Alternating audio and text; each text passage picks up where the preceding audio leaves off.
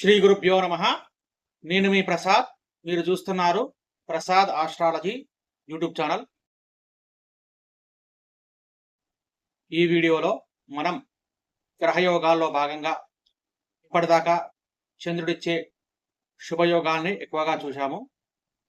ఇక ఇప్పుడు మనము చంద్రుడిచ్చే కొన్ని దుర్యోగాలు కూడా చూద్దాం.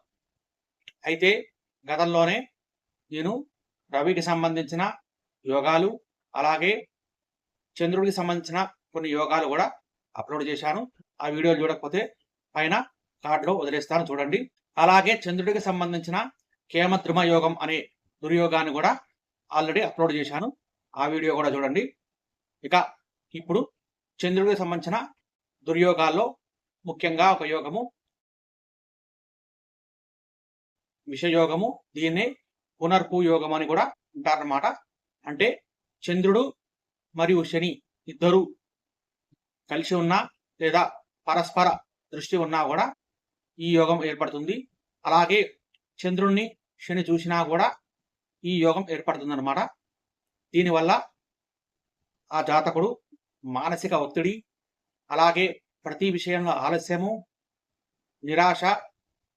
నిరాశ భావన మరియు కుటుంబ సుఖంలో లోపము, అలాగే ఒంటరితనం కూడా పొందే అవకాశం ఉంటుందన్నమాట.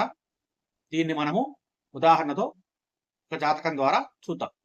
పునర్పు యోగము, దీన్నే కొంతమంది విషయోగము అని కూడా అంటారనమాట.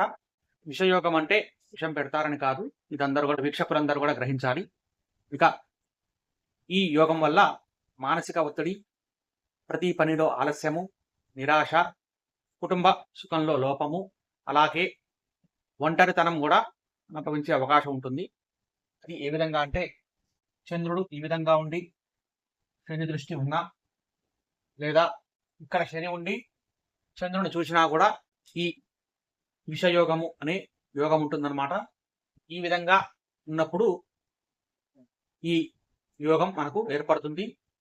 అలాగే చంద్రుడి నుంచి పరస్పర దృష్టి లేదా చంద్రుడి నుంచి కలిసి ఉండటము, ఈ విధంగా ఉన్నప్పుడు మనకు ఈ పునర్పు యోగము అనే యోగం ఉంటుందన్నమాట. ఇంకా చెప్పాలంటే ఈ చంద్రుడు గనక అనురాధ నక్షత్రంలో కానీ, పుష్యమి నక్షత్రంలో కానీ, ఉత్తరాభాద్ర నక్షత్రంలో కానీ, అంటే ఇవి శని నక్షత్రాలు అనమాట. ఈ నక్షత్రాల్లో ఈ చంద్రుడు ఉన్నా, లేదా శని కనుక రోహిణి, అలాగే హస్త, శ్రవణంలో ఉన్నా కూడా ఈ యోగం ఏర్పడే అవకాశం ఉంటుందన్నమాట. కాబట్టి ఈ విధంగా ఉన్నా కూడా మనకు ఈ పునర్పు యోగము లేదా విషయోగము అనే యోగము ఏర్పడే అవకాశం ఉంటుందన్నమాట. అందువల్ల మనము పైన చెప్పిన ఫలితాలు ఏర్పడే అవకాశం ఉంటుంది. ఇది ఈ వీడియో కనుక మీకు నచ్చితే లైక్ చేయండి, షేర్ చేయండి. అలాగే మన ఛానల్ని కనుక సబ్స్క్రైబ్ చేసుకోకపోతే సబ్స్క్రైబ్ చేసుకోండి. గోబ్రాహ్మణే శుభమస్తు నిత్యం. లోకా సమస్తా సుఖినో భవంతు. స్వస్తి.